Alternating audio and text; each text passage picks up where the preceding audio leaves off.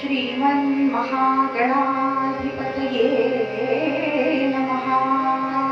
श्री सरस्वत्यै नमः। श्री गुरवे नमः। मातृपितृचरणकमलेभ्यो नमो नमः। श्री महानसा नारायणी देवतायै नमः। श्री कुंजाई माणकेश्वर भगवान की जय। अनंत कोटि ब्रह्मांड नायक राजाधिराज सच्चिदानंद सद्गुरु श्री ब्रह्म चैतन्य महाराज की जय। वक्रतुंड महाकाय सूर्यकोटि समप्रभ निर्विघ्नं कुरु मे देव सर्वकार्येषु सर्वदा। गुरुर्ब्रह्मा गुरुर्विष्णु गुरुर्देवो महेश्वरः। गुरुसाक्षात् परब्रह्म तस्मै श्री गुरवे नमः। या कुन्देन्दु तुषारहार धवला या शुभ्रवस्त्रावृता या वीणावरदण्डमण्डितकरा या श्वेतपद्मासना या ब्रह्माच्युत शङ्कर प्रभृतिभिर्देवैः सदा वन्दिता सा मां पातु सरस्वती भगवती निःशेषजाड्यापहा। जयाचा जरी जन्मनामार्थ झाला जयाने सदा वासनामात केला। जयाच्या मुखी सर्वदा नाम कीर्ती नमस्कार त्या ब्रह्मचैतन्य मूर्ती सद्गुरुनाथ महाराज की जय। ज्ञानेशो भगवान विष्णु निवृत्ती भगवान हरा सोपानो भगवान ब्रह्मा मुक्ताख्या ब्रह्मचित्कला। मूकं करोति वाचालं पङ्गुं लङ्घयते गिरिं यत्कृपातमहं वन्दे परमानन्दमाधवं परमानन्दमाधवं परमानन्दमाधवं परमानन्दमाधवं परमानन्दमाधवं। पुण्डरीकवरदा हरिविठ्ठल श्री ज्ञानदेव तुकाराम गोपाल कृष्ण भगवान की जय। देवर्षि नारद महाराज की जय। राजाधिराज प्रभु रामचंद्र भगवान की जय। पवन सुत हनुमान की जय। सद्गुरुनाथ महाराज की जय। जय जय रघुवीर समर्थ।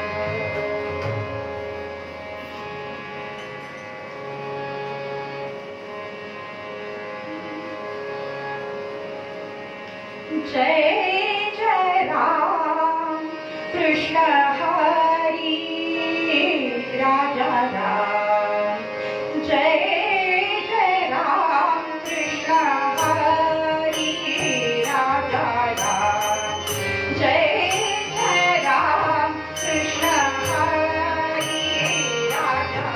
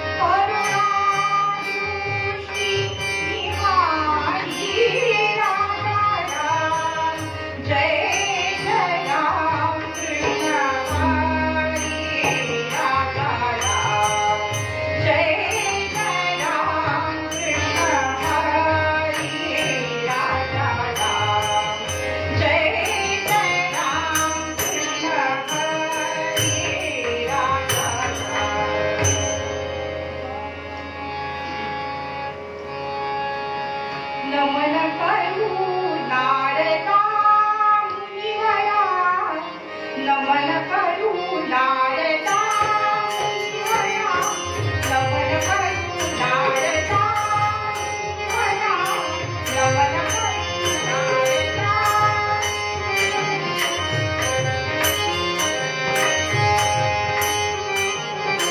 नमन करू लाडका मुनिवरा देवर्षी तू जगदाधारा देवर्षी तू जगदाधारा नमन करू लाडका मुनिवरा नमन करू लाडका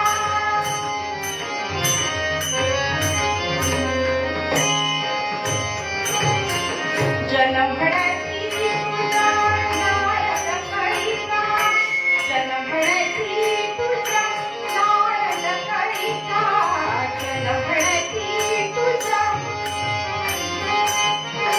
जनगणती तुझा नारद करिता नारद करिता नारद करिता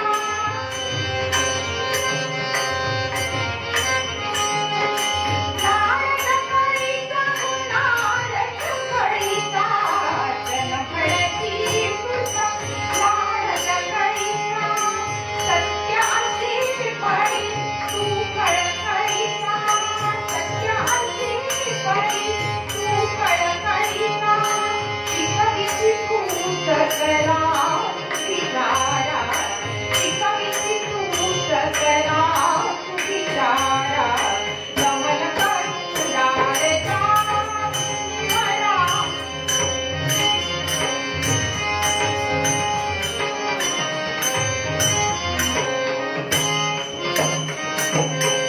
तव स्वागत नित सुरदरबारी तव स्वागत नित सुरदरबारी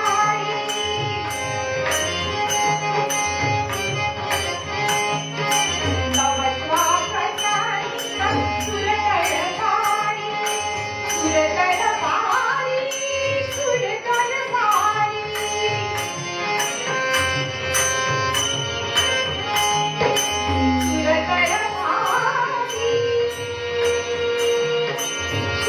सुरदरबारी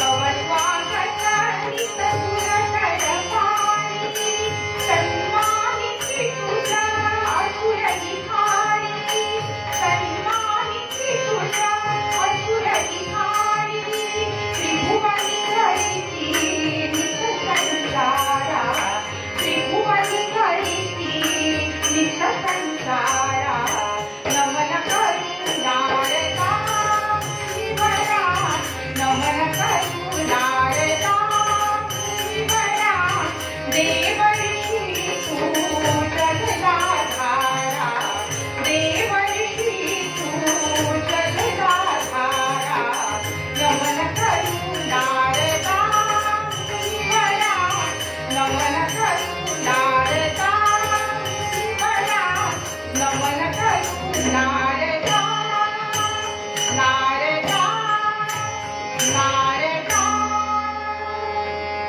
राम राम राम राम सीताराम सीताराम राम राम राम राम सीताराम सीताराम राम राम राम राजा राम सीताराम राम राम राम राम सीताराम सीताराम राम राम राम राम सीताराम सीताराम राम राम राम राम सीताराम सीताराम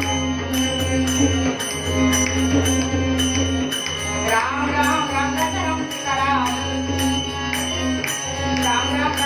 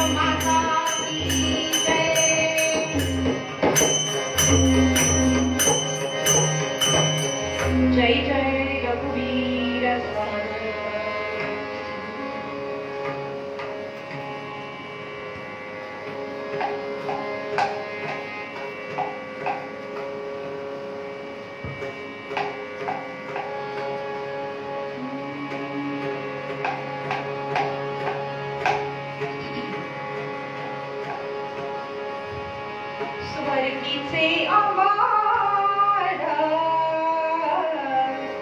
इच्छिताति देव स्वर्गीचे अमार इच्छिताति देव स्वर्गीचे अमार इच्छिताति देव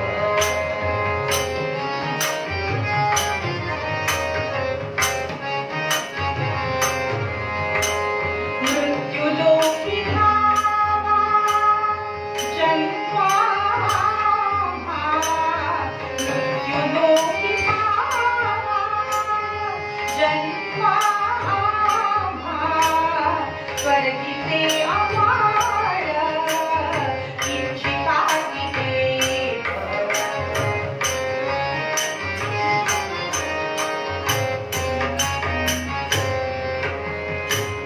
नारायण नामे ओहु जीवन मुक्त नारायण नामे ओहु जीवन मुक्त कीर्तनी अनंत गाऊ कीर्तनी अनंत गाऊ स्वर्गीचे अमार इच्छिताति देव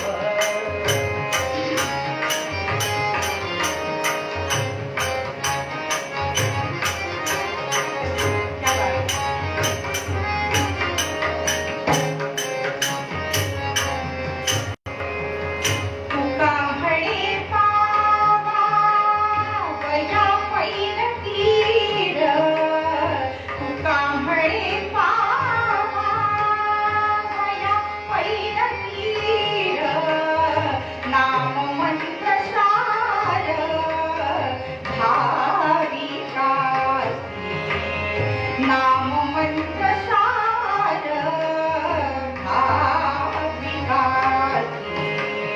स्वर्गीचे अमार इच्छिताति देव स्वर्गीचे अमार इच्छिताति देव इच्छिताति देव इच्छिताति देव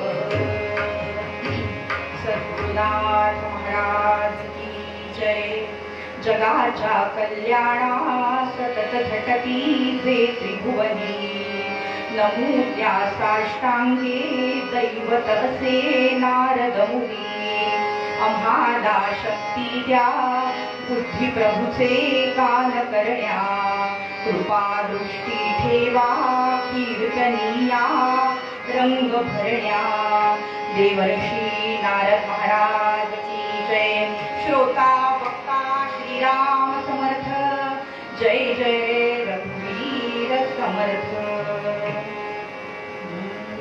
स्वर्गीचे अमर इच्छिताति देव मृत्युलोकी भावा जन्म आम्हा नारायण नामे होऊ जीवन मुक्त कीर्तनी अनंत गाऊ कीर्ती तुका म्हणे पावावया तुका म्हणे पावावया पैल तीर नाम मंत्र सार भाविकासी सद्गुरुनाथ महाराज की जय मंडळी आज श्री देवर्षी नारद जयंती निमित्त अखिल भारतीय कीर्तन संस्था दादर यांच्या वतीनं ही कीर्तन सेवा करण्याचा योग जुळून आलाय आणि अतिशय आनंद झाला कारण ह्या सगळ्या संकटाच्या काळामध्ये आपण सगळेच जण सध्या घरात आहोत पण तरी सुद्धा आणि कीर्तन सेवा ही बंद आहे पण तरी सुद्धा आपल्या गादीचे गुरु आणि आपल्या गादीचे मालक जे आहेत देवर्षी नारद महाराज त्यांच्या जयंती दिनी त्यांच्या चरणी सेवा अर्पण करायला मिळणं हे खरोखर मी महत्भाग्याचं लक्षण समजते आणि म्हणून सुरुवातीलाच अखिल भारतीय दादर कीर्तन संस्था दादर यांना धन्यवाद देते की त्यांनी आज ही संधी मला प्राप्त करून दिली. तुकोबारायांचा अभंग निरूपणाला घेतलाय. या अभंगातून महाराज आपल्याला आपल्या या कर्मभूमीचं, या मर्त्यभूमीचं महत्व समजावून सांगतात. आणि हे महत्व समजावून सांगताना काय म्हणतात, स्वर्गातले अमर आदी देव सुद्धा कशाची इच्छा करतात, तर स्वर्गीचे अमर इच्छिता ती देव मृत्यू लोकी भावा जन्म आम्हा. स्वर्गातले अमर देव सुद्धा हीच इच्छा करतात की या मृत्यू लोकात, या भूलोकात, या मर्त्यभूमीत आम्हाला जन्माला यायला मिळावं. आणि हो, असं वर्णन येतं की इथं जन्माला यायला मिळावं म्हणून ब्रह्मदेवानी 60,000 वर्षपर्यंत तप केलं. एवढंच कशाला, ओ भगवंताच्या हातचा काला खायला मिळावा ना म्हणून सगळ्या देवाधिदेवांनी माशांचं रूप घेतलं आणि नदीत जाऊन बसले. पण तरी सुद्धा त्यांना तो काला काही मिळाला नाही. याचं कारण त्यांनी या भूतलावर जन्म धारण केलेला नव्हता. म्हणजे मंडळी, तुम्ही आम्ही खरोखर किती भाग्यवान आहोत की या मातीत आपल्याला जन्माला यायला मिळालंय. आणि भगवंताने तर तसं सांगूनच ठेवलंय, हो, यदा यदा हि धर्मस्य ग्लानिर्भवति भारत अभ्युत्थानमधर्मस्य तदात्मानं सृजाम्यहम्. जेव्हा जेव्हा धर्माचा त्राता कुणी पुरणार नाही, सज्जनांचा वाली कुणी पुरणार नाही, तेव्हा तेव्हा मी सज्जनांच्या रक्षणासाठी, दुर्जनांच्या निपाता करता या भूमीत अवतार धारण करीन. आणि भगवंतानं वचन दिल्याप्रमाणे अवतार धारण केलाय. आणि सगळ्यात महत्वाचं म्हणजे आज ज्यांच्या जयंती दिनी आपण त्यांच्या चरणी सेवा समर्पित करायला इथं आलेलो आहोत, त्या देवर्षी नारदांची भगवंताच्या सगळ्या अवतारांमध्ये महत्वाची भूमिका आहे मंडळी. कारण नारदांच्या शिवाय भगवंताचा एकही अवतार झालेला नाही. आपण पाहतो की दत्त जन्मामध्ये, दत्ताच्या अवतारात किंवा कृष्णावतारात किंवा अजून कुठलाही अवतार असू दे, पण नारदांच्या शिवाय काही भगवंतानं अवतार धारण केलेला नाही. आणि आपल्या सगळ्यांना हे मी वेगळं सांगायला नको आहे, पण सांगण्याचं तात्पर्य एवढंच की भगवंताला सुद्धा राहवलं नाही. आणि भगवंतानी सुद्धा हाच विचार केला की वारंवार वारंवार ह्या मातीत मला जन्माला यायला आवडेल. कारण ही आपली व्रतभूमी कशी आहे, हो, ही भारत देशाची माती कशी आहे मंडळी, तर शाहिरांनी आपल्या एका काव्यातून हे अतिशय सुंदर वर्णन केलंय. की म्हणाले, एकेकाळी हा आपला भारत देश कसा होता बरं, सोन्याचा कोठेपूर तर भारत वर्षामध्ये, रत्नांच्या खाणी कोठे तर आर्यावर्तामध्ये, अमृताची वृष्टी कोठे तर हिंदुस्थानामध्ये.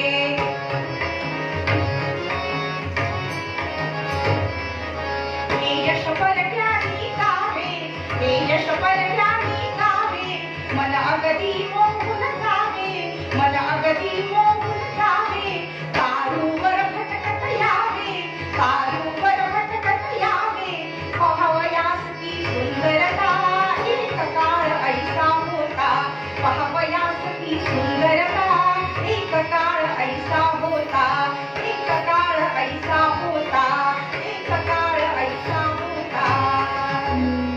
सोन्याचा कोठे धूर तर भारतवर्षामध्ये, रत्नांच्या खाणी कोठे तर आर्यावर्तामध्ये.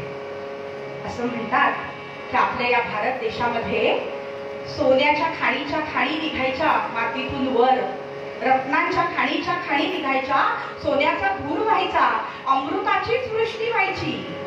याचं कारण आहे मंडळी, कारण ज्या मातीमध्ये देवाधिदेवांनीही जन्माला येण्याची इच्छा व्यक्त केली, इच्छा प्रकट केली, त्या मातीत जन्माला आलेली मंडळी ही काही साधी सुधी असतील का?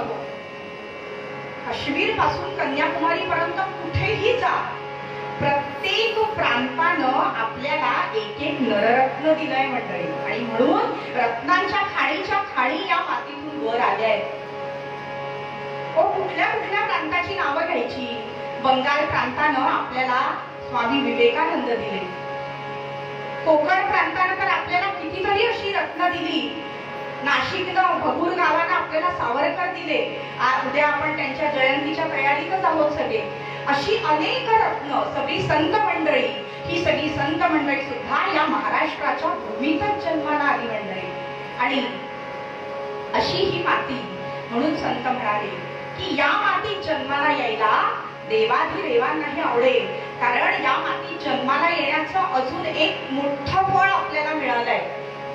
ते फळ कुठलं तर संत सांगतात की जो इथं जन्माला आला ना, या भरतभूमीत जो जन्माला आला, त्याला आपल्या भगवत भक्तीनं त्या भगवंताला आपलंस करून घेण्याकरता एक दमडी सुद्धा खर्च करावी लागत नाही मंडळी.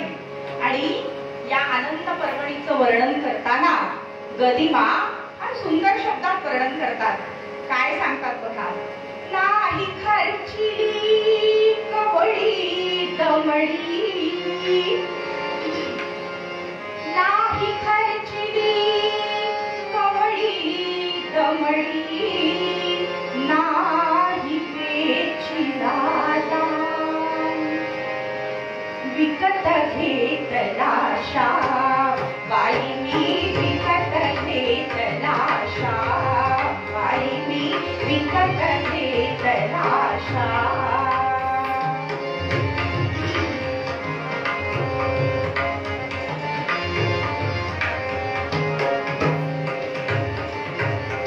कुणी म्हणे ही असेल चोरी, कुणा वाटते असे उधारी, कुणी म्हणे ही असेल चोरी, कुणा वाटते असे उधारी. जन्मभरीच्या श्वासाई तुके मोजिय रे हरिनाम, मोजिय रे हरिनाम, विकत घेतला श्याम, बाई मी विकत घेतला श्याम. जन्मभरीच्या श्वासा इतके मोजिय रे हरिनाम, बाई मी विकत घेतला श्याम. अहो, जो एका इथं जन्माला आला ना, आणि त्याचं नाव जर आपल्या मुखातून आपल्या वाणीतून निघायला लागलं ना, तर मग त्याला त्या भगवंताला आपलंसं करून घेण्याकरता बाकी काही करावं लागत नाही. कारण कलियुगाला मिळालेला तो वर आहे मंडळी, की कलियुगात जन्माला आलेला जो जीव भगवंताचं जितकं जास्त नामस्मरण करेल ना, भगवंतानी स्वतः सांगितलंय त्याला मी माझ्या स्वतःहून जाऊन मी माझ्या त्या भक्ताचं दर्शन घेईल, असं भगवंतानी सांगितलंय. असा कलियुगाचा महिमा आहे. आणि म्हणून तुम्ही आम्ही फार भाग्यवान आहोत की या कलियुगात आपण जन्माला आलो आहोत आणि इथं जन्माला येऊन त्या भगवंताच्या नामस्मरण सतत करण्याचं भाग्य आपल्याला सगळ्यांना लाभलंय मंडळी. आणि म्हणून ज्ञानोबा माऊली म्हणाली, देवाची येद्वारी उभा क्षणभरी, देवाची येद्वारी उभा क्षणभरी, तेणे मुक्तीच्या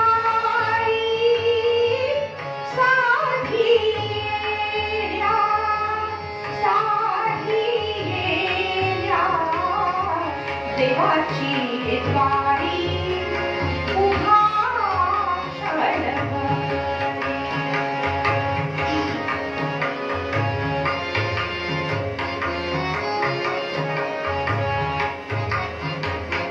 हरी मुखे म्हणा, हरी मुखे म्हणा, हरी मुखे म्हणा, हरी पुण्याची गणना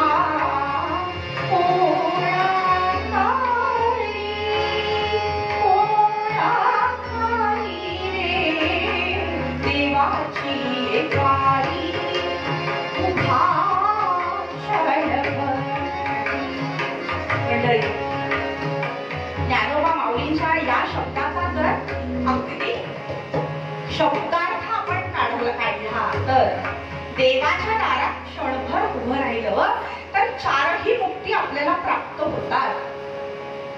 मग मंडळी असं जर असेल तर आपण कीर्तनकार मंडळी तासनतास देवाच्या दारात उभं राहतो, पण अजून एकही मुक्ती प्राप्त होण्याची चिन्ह सुद्धा दिसत नाही. याच्या मागचं कारण आहे.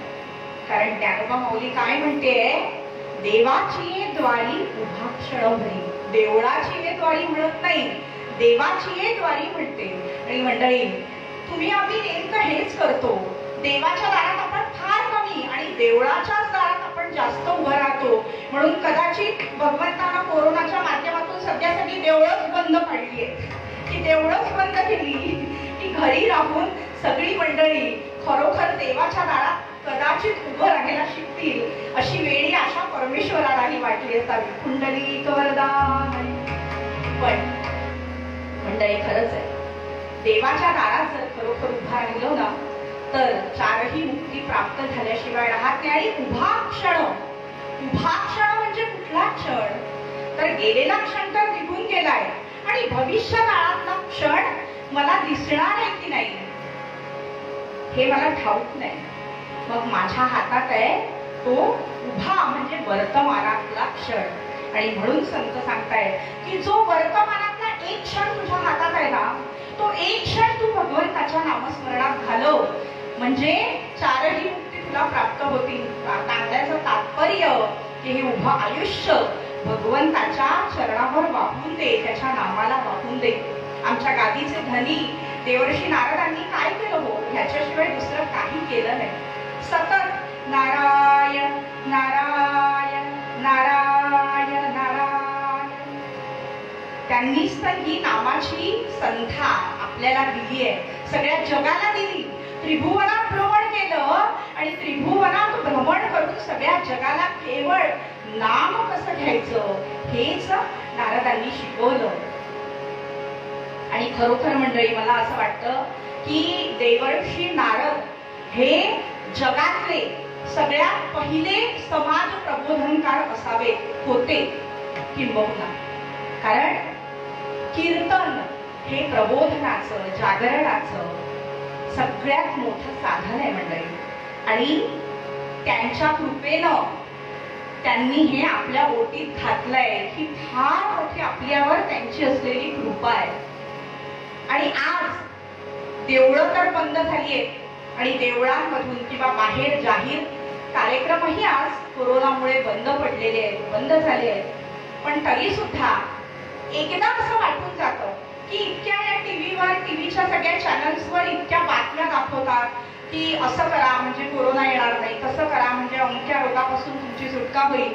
पण एक सांगू का, मला अगदी मनापासून वाटतं. आता आपण काही तिथं टीव्हीवर बोलायला जात नाही किंवा त्या प्रसार माध्यमांकडे जात नाही स्वतःहून, पण मला स्वतःला असं वाटतं की कदाचित जर या सगळ्या न्यूज मधून किंवा डॉक्टरांच्या माध्यमातून तर हे सांगावंच, पण जर 100 कीर्तनकार आज जगभरात उभे केलेत ना, कोरोना आणि त्याच्या आजूबाजूला त्याला लागून आलेली सगळी रोगराई कशी नष्ट होईल हे सांगण्याकरता, तर मला वाटतं मंडळी की सगळ्यात लवकर हा कोरोना इथून पळून जाईल. कारण कीर्तनकार देवर्षी नारदांचा पाईक हा समाज प्रबोधनाचं सगळ्यात मोठं कार्य करत असतो.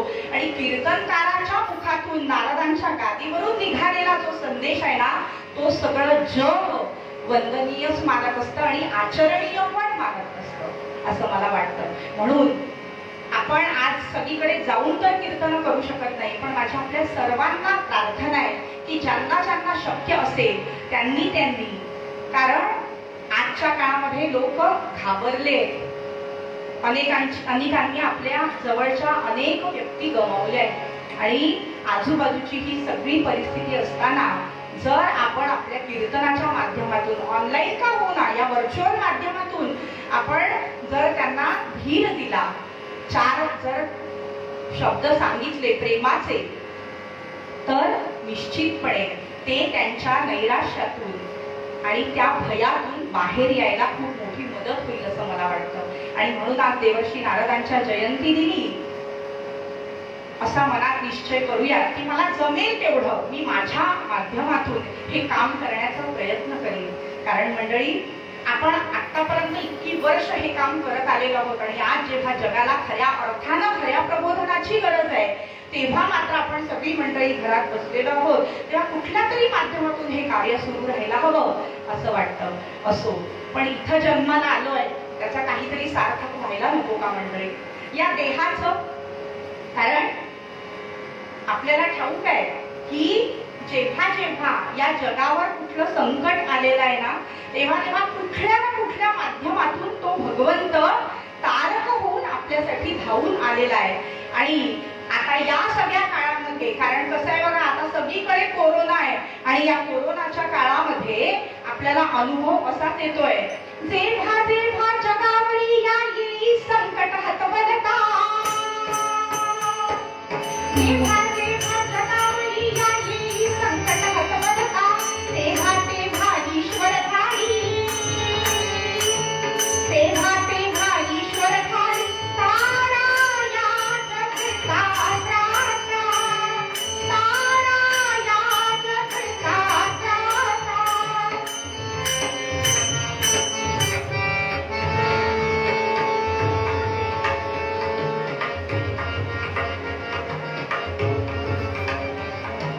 तेव्हा तेव्हा जगावरी या येई संकट हतबलता, जेव्हा जेव्हा आजपर्यंत आपल्या जगावर संकट आलंय, आजही तो भगवंत आपल्याला तारायला आलाय. कुणाच्या माध्यमातून आलाय तर परिचारिका, सगळे डॉक्टर्स मंडळी, सगळी आपली सफाई कामगार लोक, सेवा करणारे, या सगळ्यांच्या माध्यमातून तो भगवंतच आपल्या समोर उभा आहे असं आपण समजूया.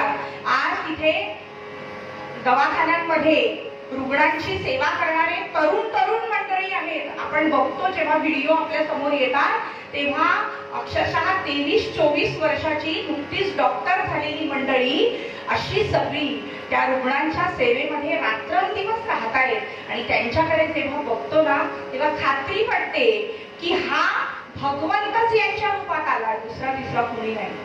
आणि अशा वेळी म्हणून असं वाटतं की इथं जन्माला आम्हाला घातलायच ना परमेश्वरा या मातीत. कारण मातीचा गुणधर्म असा आहे की ह्या मातीनं आपल्याला बांधून ठेवलेलं आहे एकमेकांशी अजूनपर्यंत. आणि माता आणि माती या दोन गोष्टी सगळ्यात महत्वाच्या असतात मंडळी आपल्या आयुष्यात. जो मातेला कधी विसरत नाही ना त्याची नाळ या मातीशी सुद्धा घट्ट जुळलेली असते. आणि म्हणून अशा या मातीत आपला जन्म झालाय, आपल्याला हा मनुष्य देह प्राप्त झालाय. आणि या मनुष्य देहाचं जर खरोखर सार्थक व्हावं असं वाटत असेल ना तर मंडळी त्या भगवंताचं नामस्मरण तर आपण अखंड करतोच आहोत, करणारच आहोत. पण या नामस्मरणाबरोबर अजून या देहाचं सार्थक व्हावं असं वाटत असेल तर अनेक सामाजिक कार्य सुद्धा आपण आजच्या घडीला करू शकतो आहोत. दान करा, आणि केवळ आर्थिक दान करा असं नाही तर धनदान, धान्यदान, अवयवदान, रक्तदान, नेत्रदान ही सगळी दानं आपण करून आपल्या या मनुष्य देहाचं सार्थक करू शकतो. आणि सेवादान हे तर सगळ्यात मोठं दान आहे सध्याच्या घडीला. पडेल तशी पडेल त्याची, पडेल तेव्हा सेवा करायला धावून जा, मागे हटू नका. कारण आजच्या काळात, आजच्या घडीला प्रत्येक माणसाला याची सगळ्यात जास्त गरज आहे मंडळी. आणि म्हणून आपल्या मालकांनी आपल्याला जी शिकवण दिली आहे त्यांचे पाईक म्हणून आपण ही त्यांची गादी पुढे चालवत आहोत. तेव्हा आजच्या त्यांच्या जयंतीदिनी आपण हा निश्चय करूयात की माझ्या समोर आलेलं प्रत्येक कर्म मी सेवा म्हणून स्वीकारीन आणि सेवा म्हणून ग्रहण करीन. अशीच त्यांच्या आजच्या दिनी त्यांच्या चरणी नतमस्तक होऊन प्रार्थना करूयात आणि आख्यानाकडे वळूयात. म्हणूनच आपल्याला मूळ पद्यात उपदेश करताना संत श्रेष्ठ तुकाराम महाराज हाच उपदेश करतायत.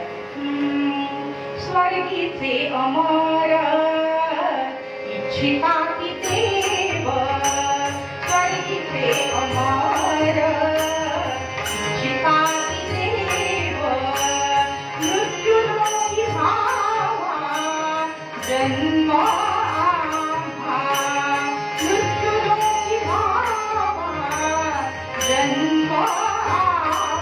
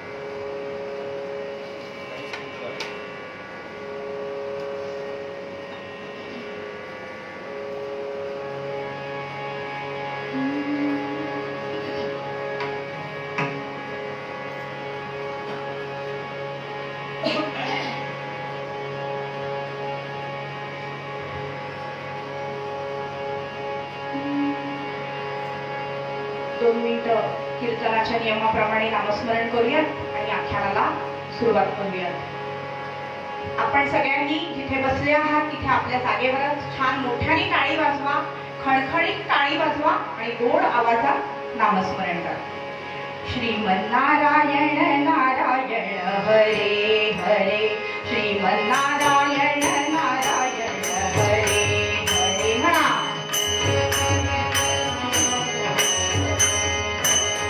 श्रीमन्नारायण नारायण हरे हरे.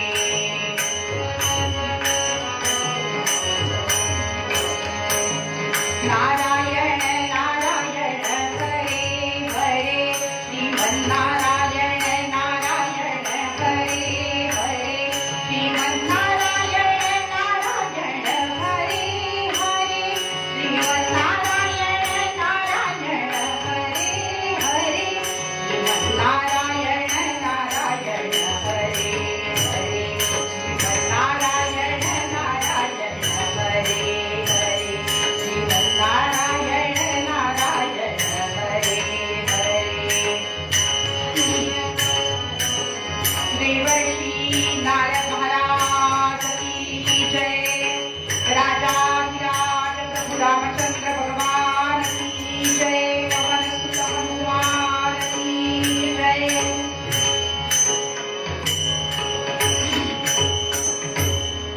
मंडळी, हे दोन म्हणजे कीर्तनकाराचे हात असतात. असे तर हात असतातच, पण ही हार्मोनियम आणि हा तबला म्हणून हा आणि तो असे पण दोन हात असतात. हे मी नेहमी सांगते, मागच्याही कीर्तनात सांगितलं होतं, तुम्हाला लक्षात असेल तर. आणि असं म्हणतात की ही पेटी आणि हा तबला, आणि हे दोन जर बरोबर नसतील तर बुवामध्ये तबला कुंडली वरदा असं म्हणतात. पण मंडळी, माझे हे दोन्हीही हात इतके भरभक्कम आहेत की तुम्हाला सांगते, यांनी जर ठरवलं ना तर हे बुवाला उठवूही शकतात आणि बसवूही शकतात. त्यामुळे पण आमचे हे दोन हात अतिशय भरभक्कम आहेत. इथे संवादिनीवर साथ करतायत नागपुरातले ज्येष्ठ संवादिनी वादक श्री अभयदादा गोसावी. अतिशय उत्कृष्ट अशी साथसंगत, ते स्वतःही अतिशय छान असे गायक आहेत, उत्कृष्ट, आणि अनेक कार्यक्रमातून गात असतात.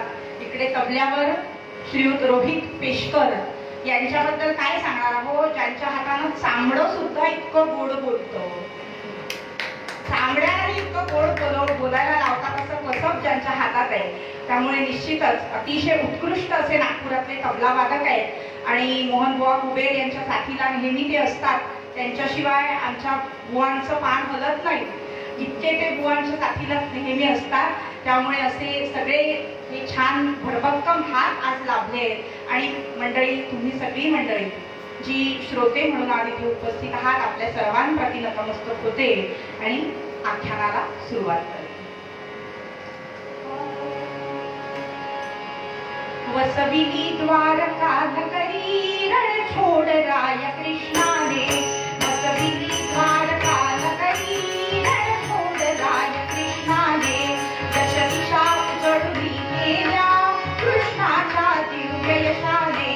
संसार वृक्ष फुलविला रुक्मिणी सत्यभामेने. इंद्राच्या मदतीसाठी धावला स्वयेकट जेठी. भामेला धरुणी हाती नरकासुर वध झाला. प्राजक्त अंगणी फुलला, नरकासुर वध झाला. प्राजक्त अंगणी फुलला, प्राजक्त अंगणी फुलला, प्राजक्त अंगणी फुलला. दुष्ट जरासंधाच्या कुटील राजनीतीला शह देण्याकरता म्हणून पश्चिम सागरात द्वारका नगरी निर्माण करून यादवांच्या स्वतंत्र अशा राज्याची स्थापना भगवान गोपाल कृष्णांनी केली. आणि त्यातच आर्यावर्तातल्या उत्तम अशा 8 राजकन्यांशी भगवान गोपाल कृष्णांचे विवाह झाले आणि त्यांच्या सांसारिक जीवनाला सुरुवात झाली. आणि मंडळी, हेच थोडं होतं का काय, म्हणून दुष्ट नरकासुराच्या तावडीतून 16,000 कुमारिकांची सुटका भगवंतानं केली. आणि या यशस्वी मोहिमेची भेट म्हणून पारिजातकाचा वृक्ष इंद्रानं भगवंतांना भेट म्हणून दिला आणि भगवंतांनी तो प्राजक्ताचा वृक्ष आपली लाडकी राणी सत्यभामा हिच्या महालात नेऊन लावला. आता काय विचारता? प्राजक्ताच्या अलौकिक सौंदर्यानं आणि सुगंधानं नाहून निघालेली द्वारका नगरी आणि कुटुंबियांच्या प्रेमात अगदी आकंठ उडालेले भगवान श्रीकृष्ण. मंडळी, अहो, आनंद नुसता दुथडी भरून वाहत होता. पण जेव्हा हा आनंद असा कळसाला जाऊ लागतो ना आणि अगदी उतू जाण्याच्या बेतात असतो की नाही, तेव्हाच शहाण्या माणसानं सावध व्हावं. कारण मंडळी, शेवटी हा भूलोक आहे हो. इथं दिवसा मागून रात्र, रात्री मागून दिवस हा निसर्ग नियम आहे मंडळी. आणि त्यामुळं काहीतरी झालं असंच. भगवंताच्या या सुखाला कुणाची तरी दृष्टच लागली म्हणा ना. हो, इतक्या आनंदात असलेले आमचे भगवान गोपाल कृष्ण अलीकडे उदास उदास दिसायला लागलेत हो. राजसभा संपायची. मंत्री, अमात्य, यादववीर सगळे आपापल्या ठिकाणी निघून जायचे. पण तरीही गोपाल कृष्ण शून्यात नजर कुठेतरी लागलेली आहे आणि शून्यात नजर लावून भगवंत बसलेले आहे. भगवंताचं लक्षही नाही हो कुणाचकडे. आणि असेच एक दिवस राजसभा आटोपली. यादववीर, मंत्री, अमात्य सगळेजण आपापल्या ठिकाणी निघून गेले आणि भगवंत नेहमीप्रमाणे शून्यात दृष्टी लावून कुठेतरी बसलेले आहे आणि नित्याचा, हवाचा, परिचयाचा आणि अगदी नेहमीचा असा आवाज भगवंताच्या कानावर पडला. राधाधर मधुमिलिंद जय जय, राधाधर मधुमिलिंद जय जय, राधाधर मधुमिलिंद जय जय.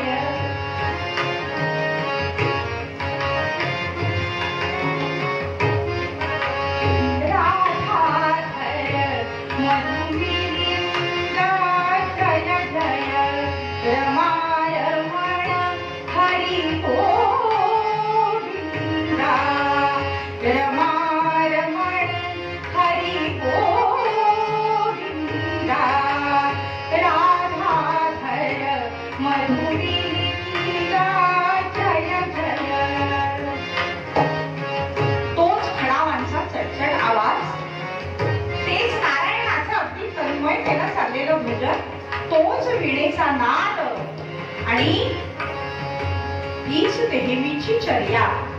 नेहमीचा वाटणारा आवाज कानावर पडला मात्र आणि शून्यात लागलेली दृष्टी पटकन वळली आणि भगवंताचं लक्ष आपल्या महालाच्या प्रवेशद्वाराकडे गेलं. आणि प्रवेशद्वाराकडे लक्ष जाताच काय दृश्य दिसलं हो? गळ्यात वीणा चिपळ्या हाती, गळ्यात वीणा चिपळ्या हाती, सदावते नारायण ओठी, सदावते नारायण ओठी.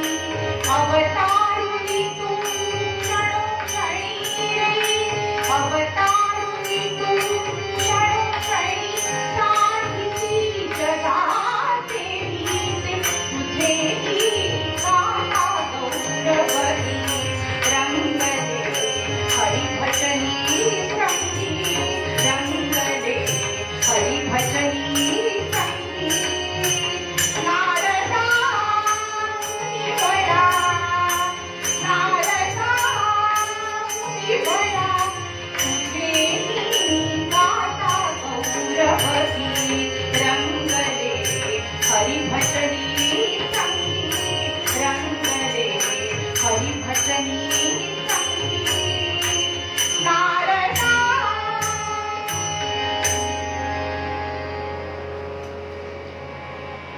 भगवंतानं नजर उचलून वर बघितलं मात्र आणि देवर्षी नारदांची स्वारी दारात उभी बघितली मात्र आणि काय विचारता हो? नारायण नामाला, नारायण नामाला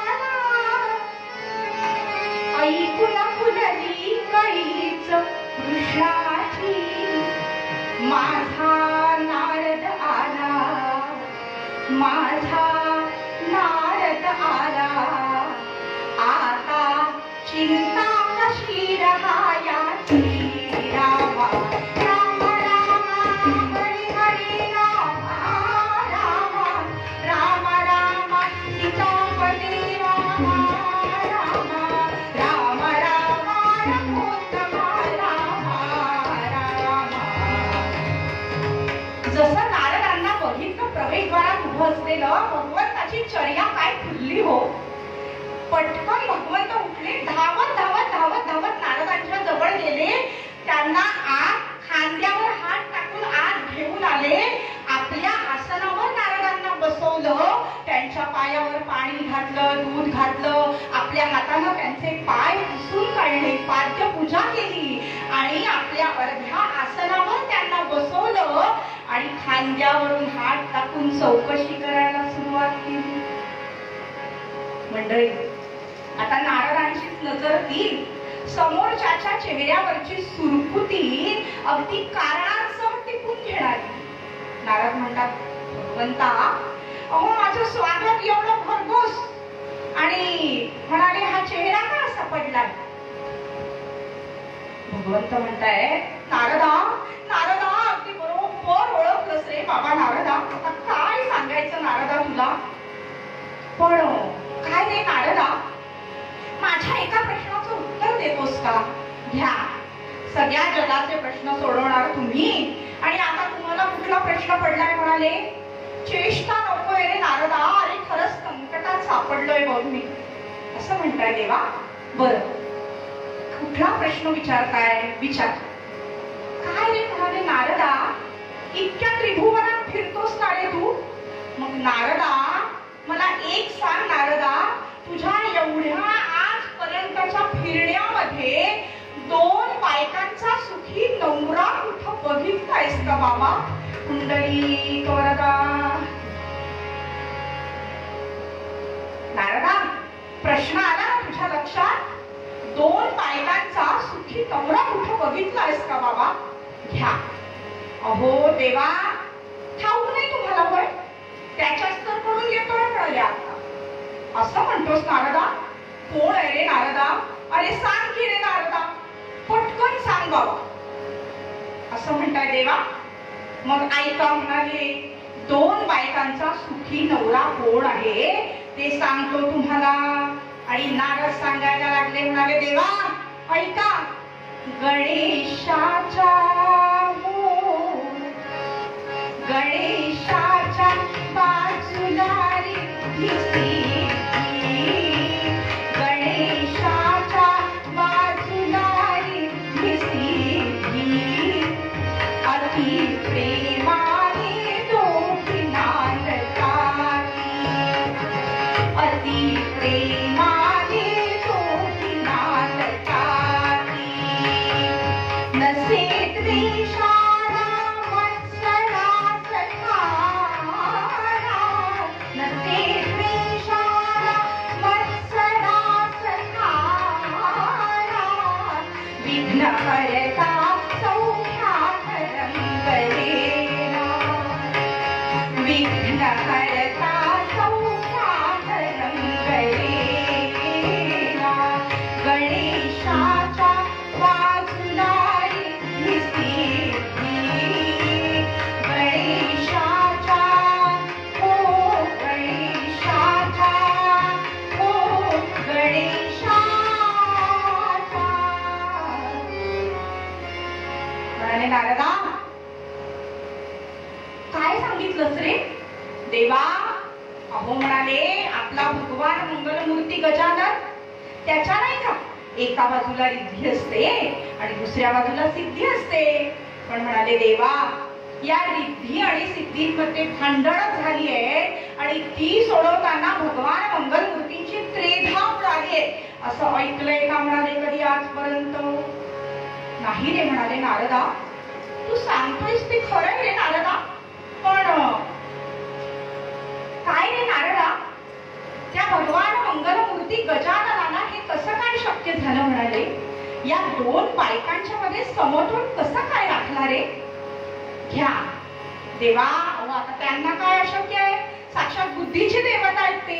शिवाय व्यासंगी आहेत, अभ्यासू आहेत, तुमच्यासारखे आहेत काय?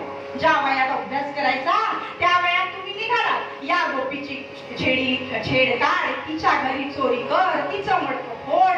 बर नारदा बस, पुरे कर.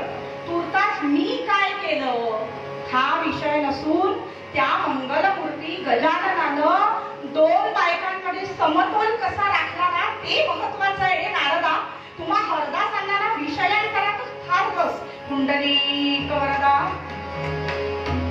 बरं, पण म्हणाले नारदा सांगतोयस ना रे, त्या भगवान मंगलमूर्तीनं 2 बायकांमध्ये समतोल कसा राखला ते ऐका म्हणाले देवा. ऐकायचंय ना तुम्हाला? हा मंगलमूर्ती गजानन करतो काय? नारद सांगायला लागले.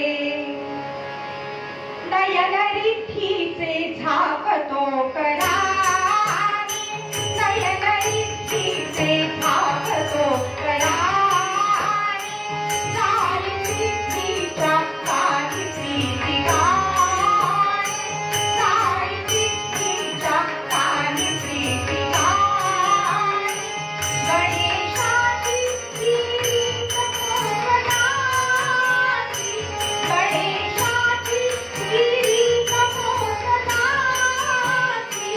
कशी नाचावी भावना सुराची, कशी नाचावी भावना सुराची. अरे भगवंता, हा मंगलमूर्ती गजानन करतो काय? तर नयन रिद्धीचे झाकतो करा. म्हणाले इकडे एका हाताने रिद्धीचे डोळे झाकतो आणि इकडे रिद्धीचे डोळे झाकले की तिकडे आपली सोंड लांब करून गाई सिद्धीच्या कानी प्रीती गा. म्हणाले नारदा खरंय रे? म्हणाले देवा आता तुम्हीच सांगा कशा प्रसन्न राहणार नाही दोन्ही बायका? होय रे म्हणाले नारदा, तुझं म्हणणं तर खरं आहे, पण काय रे म्हणाले नारदा, एका हातानं डोळे झाकून दुसऱ्या हातानं म्हणजे सोंड लांब करून गाणं म्हणायला मला काही त्या मंगलमूर्तीसारखी सोंड नाही रे नारदा. घ्या देवा, ज्याला करायचं असतं ना तो कसाही करतो. पुंडलिक वरदा. नारदा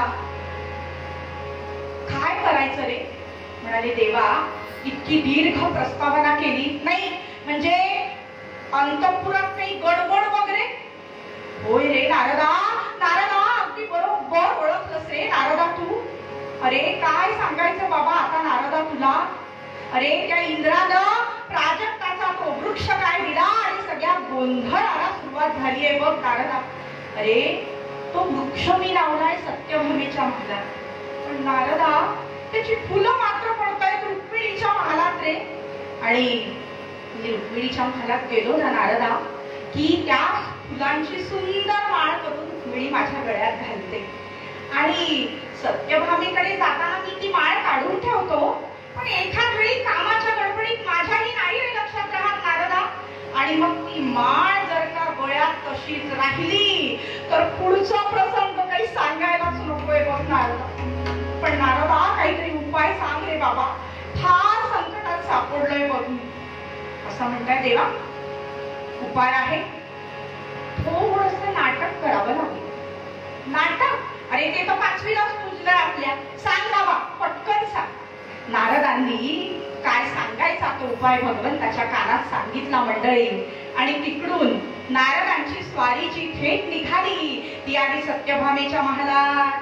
महालात चौथावर उभी असलेली सत्यभामा प्राजक्ताच्या त्या अंगणातल्या वृक्षाकडे खाऊ किकिळू अशा नजरेनं बघते.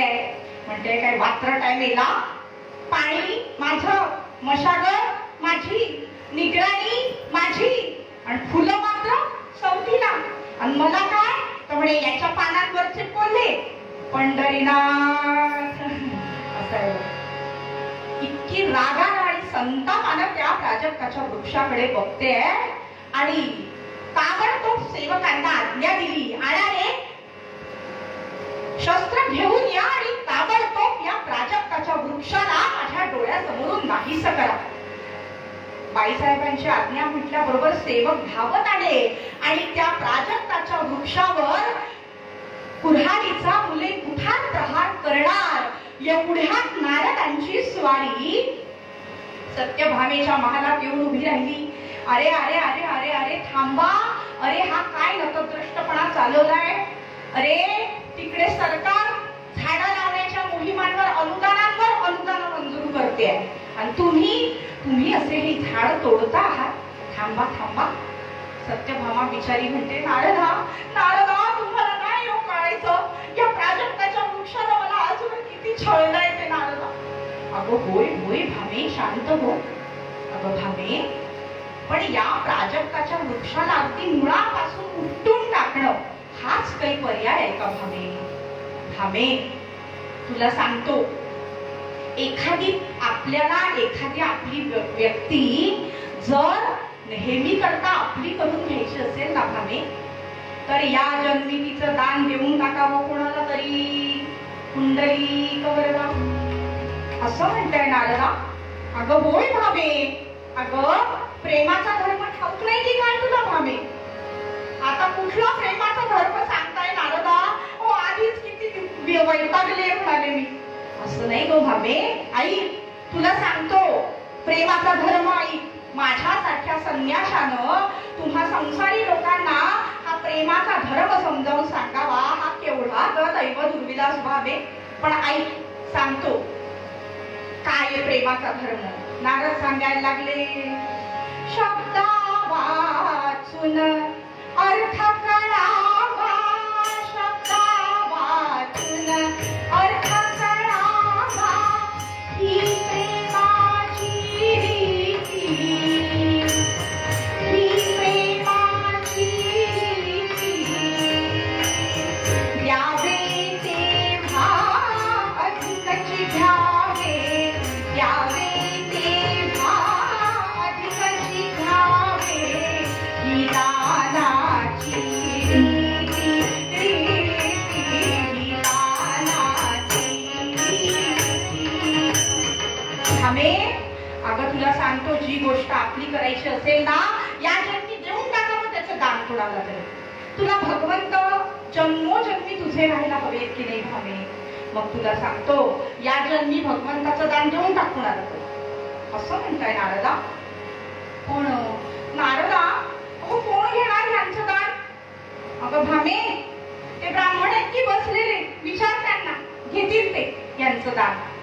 भामा बिचारी गोळी हो, धावत धावत निघाली आणि कुणी घेता का हो यांचं दान, कुणी घेता का हो यांचं दान, कुणी घेता का हो यांचं दान म्हणून सगळ्या ब्राह्मणांना विचारून आली. पण कुणीही भगवंताचं दान घ्यायला तयार होई ना तो. आणि मंडळी खरंय, भगवंताचं जर दान स्वीकारलं तर लौकिक अशी केवढी मोठी तडजोड करावी लागेल. हो, आम्हाला देव नको, आम्हाला देवाजवळून काहीतरी हवं. त्यामुळं पर्वकाळ संपत यायला लागला. भामा अस्वस्थ व्हायला लागली. धावत धावत धावत पुन्हा नारदांकडे आली आणि नारदांना म्हणते, नारदा अहो कुणीच यांचं दान घ्यायला तयार नाही हो नारदा. असं म्हणते भामे. मग आता कोण घेणार यांचं दान? नारद म्हणतात, अगं मी आहे की, मी कशासाठी बसलो इथं? म्हणाले, चल पाठ रांगोळी काढ आणि ती पाण्याची झारी म्हणाले. असं म्हणून नारद पाटावर बसले, भामेला रांगोळी काढायला लावली आणि भामा, आवाज येतोय ना याचा, भाई असं खूप ध्येय येत आहे, खूप वाचतोय ते आम्हाला. आणि नारद पाटावर बसले, पाण्याची झारी घेऊन भामा आली आणि नारदांनी आपला हात पुढे केला आणि भामेनं भगवंताच्या दानाचं उदक नारदांच्या हातावर सोडलं. सर्वेभ्यो देवेभ्यो ब्राह्मणेभ्यो नमो नमः. झालं, भगवंताचं दान नारदांना देऊन टाकलं. आणि जसं इकडे भगवंताचं दान नारदांना मिळालं, तसं ठरल्याप्रमाणे भगवंत सत्यभामेच्या महालाच्या प्रवेशद्वारात येऊन उभे राहिले. आणि जसं भगवंताला बघितलं नारदांची स्वारी ताडकान पाटावरून उठून उभी राहिली आणि नारद म्हणताय, नारद म्हणती, श्रीकृष्णा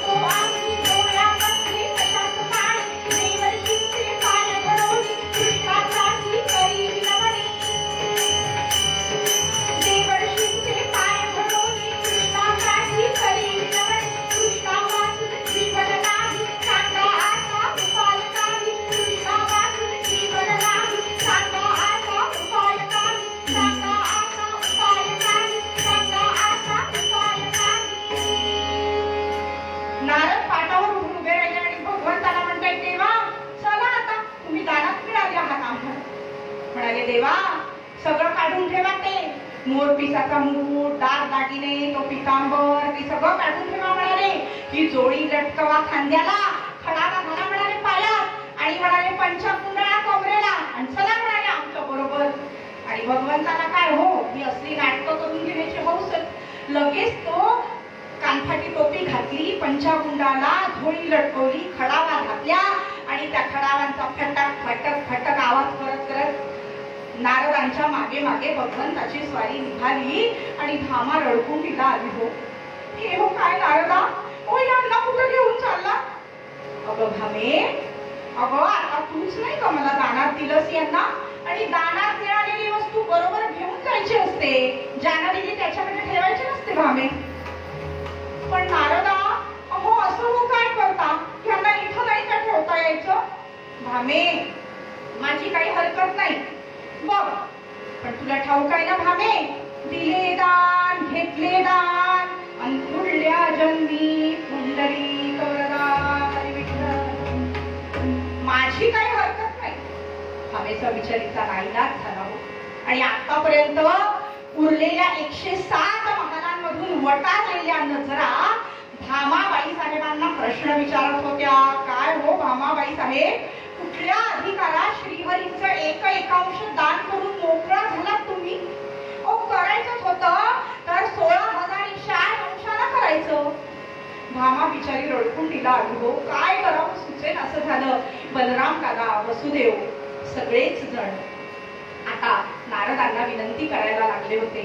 आणि एका मर्यादे पलीकडे या ज्येष्ठांचा मर्यादातिक्रम करणंही नारदांना शक्य नव्हतं. त्यामुळे नारदांनी आता याच्यावर एक युक्ती काढली. म्हणाले माझ्याजवळ एक पर्याय आहे, तुमचा भगवंत तुम्हाला तुमच्याकडे ठेवता येईल, पण म्हणाले माझी एक अट आहे.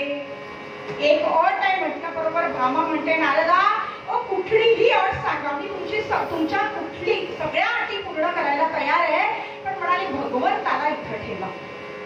नारद म्हणाले ठीक आहे, तुमचा भगवंत तुमच्याजवळ ठेवून घ्या, पण या भगवंताच्या भारोभार सोनं तुम्ही मला द्या. नारदांची अट ऐकली आणि भामा तयार झाली. ताबडतोब सेवकांना आज्ञा केली आणि भामेच्या महालामध्ये तराजूच्या दांड्याला 2 पारडी लटकवण्यात आली. एका पारड्यामध्ये भगवंताला बसवण्यात आलं आणि दुसऱ्या पारड्यामध्ये द्वारकेतल्या सोन्याच्या राशीच्या राशी आणून रित्या व्हायला सुरुवात झाली.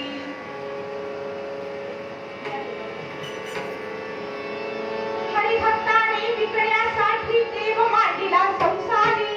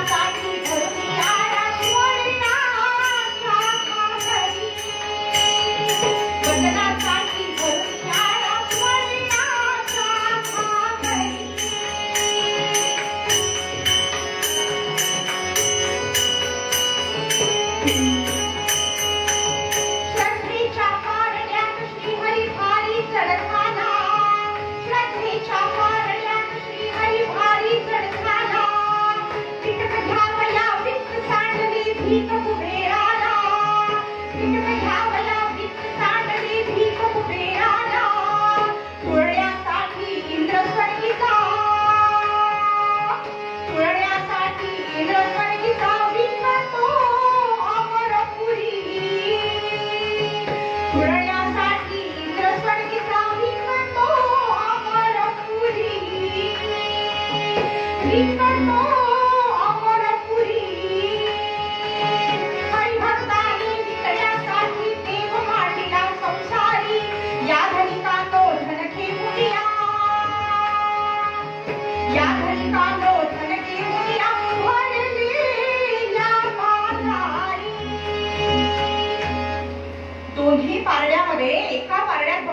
बसले, दुसऱ्या पारड्यात द्वारकेतल्या सोन्याच्या राशीच्या राशी पालख्या होतायत. पण मंडळी, इंद्राची सगळी अमरावती लिलावात निघाली, कुबेराचा सगळा खजिना रिका झाला, पण भगवंताचं पारडं काही हलकं होऊन वर येईना.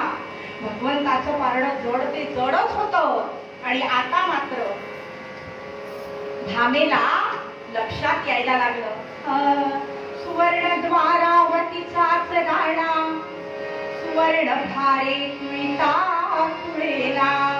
आश्चर्य वाटे मग भामिनीला, अभिमान सारा गळोन गेला. गोपाल कृष्ण भगवान की जय. आणि आता मात्र लक्षात आलं की सुवर्ण द्वारावतीचाच राणा, सुवर्ण भारे तुळीता तुळेला. आणि भामेची नजर गेली, नारद भामेकडेच बघताय. शेवटी नारदांना हात जोडले की देवर्षी, ओ आता तरी मला क्षमा करा, चुकले मी, पण आता ही सगळी लीला आवरा. आणि भगवंतांच्या त्या सगळ्या सुवर्ण फुलेच्या प्रसंगात भामेच्या लक्षात आलं होतं की रुक्मिणी माता कुठे दिसत नाही. सेवकांकरवी कळलं की रुक्मिणी माता अनुष्ठानात आहेत, मौनात आहेत.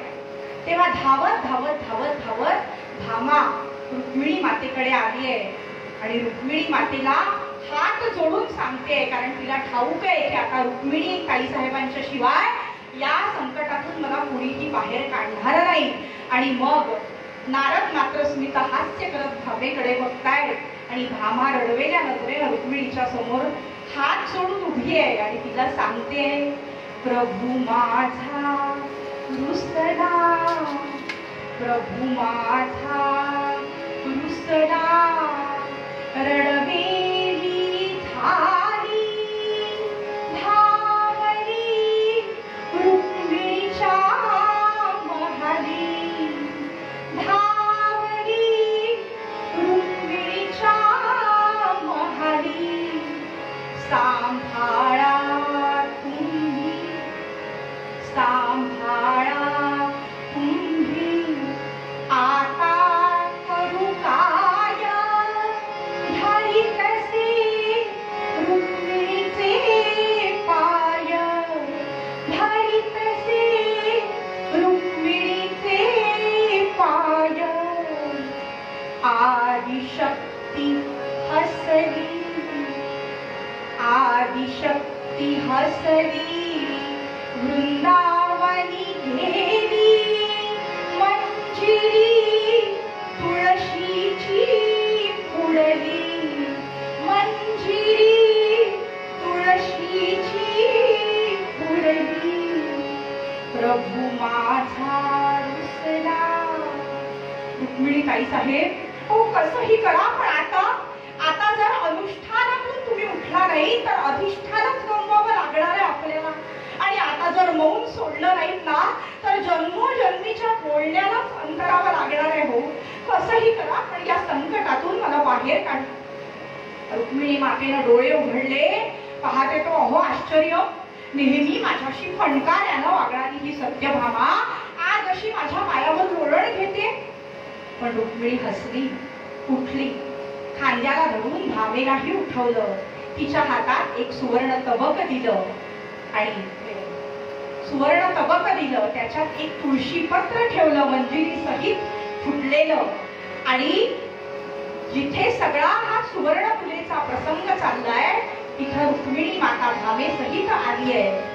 पारड्यातलं ते सगळं सोनं सेवकांकरवी बाजूला केलंय आणि त्या रित्या झालेल्या तराजूच्या पारड्यामध्ये सुवर्ण तबकात ते तुळशी पत्र उचलून भामेनं आणि रुक्मिणी मातेनं त्यात ठेवलंय. आणि मंडळी, काय आश्चर्य, आदिशक्तीने भक्ती तत्वते, आदिशक्तीने भक्ती तत्वते, कथिले जगताला बघावो हरिहर गाथाला, बघावो हरिहर गाथाला.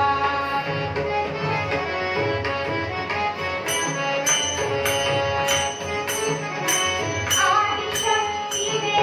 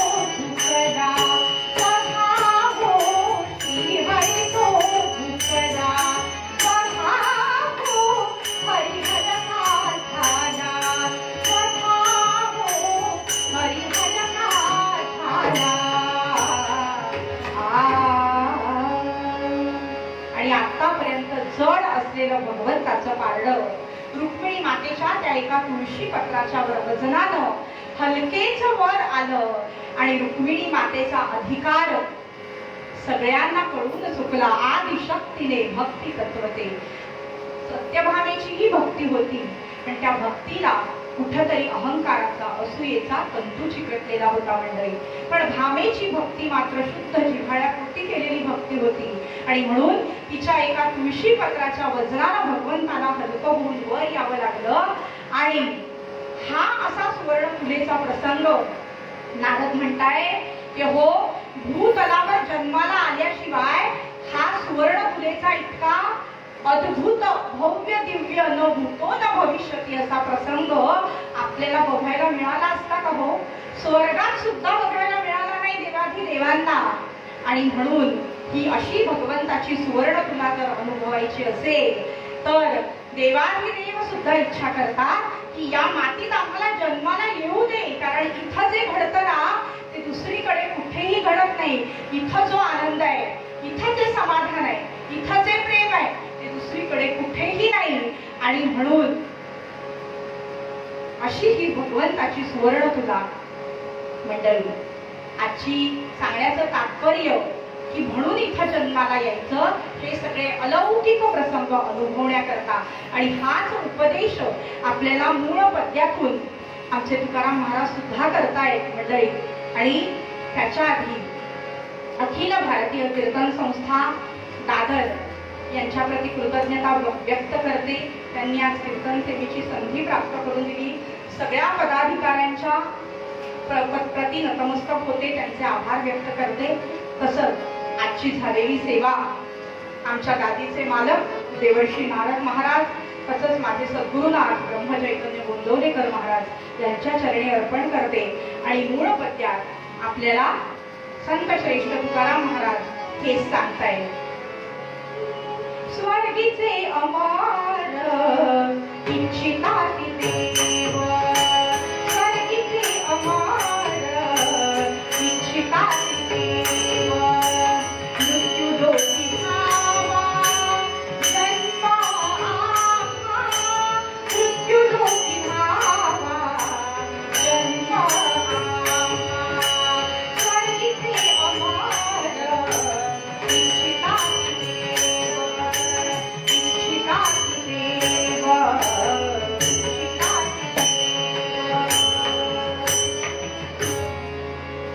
देवर्षी नारदांची आरती करूया आणि कीर्तन सेवेला विराम देऊया.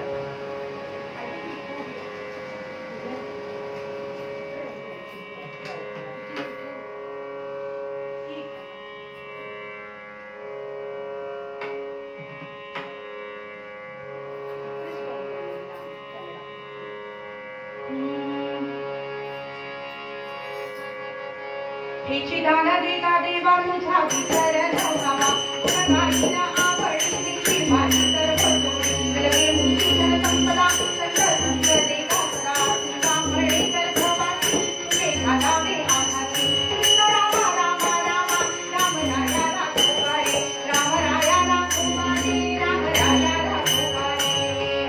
देवर्षी नारद महाराजांची एक आरती म्हणूया आणि थांबूया. जय जय देवर्षी, जय जय देवर्षी, आदर्शी कीर्तनरंगी घटला. जय जय देवर्षी, आदर्शी कीर्तनरंगी घटला. जय जय देवर्षी, वस्त्रे दिव्य अशी शशिवरी यज्ञो